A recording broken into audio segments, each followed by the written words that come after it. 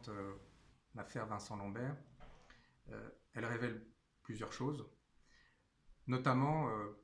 une des multiples failles juridiques de la loi Claes-Leonetti,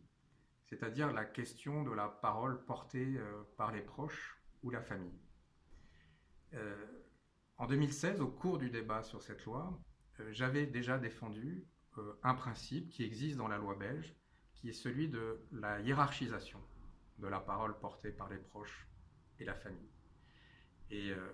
dans l'affaire Vincent Lambert, parce qu'il n'y a pas eu de directive anticipée, parce qu'il n'y a pas eu de personne de confiance désignée,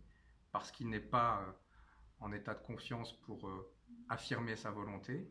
eh bien, il y a un flou qui fait qu'on doit consulter la famille et les proches.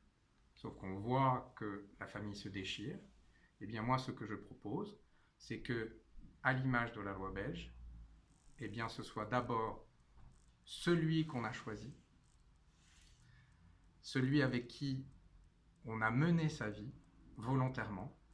parce qu'on choisit son conjoint, on ne choisit pas forcément ses parents, et donc que ce soit l'époux, mari ou femme, le partenaire de Pacs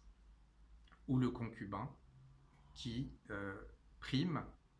en termes de décision sur ensuite le ou les enfants majeurs et ensuite le ou les parents.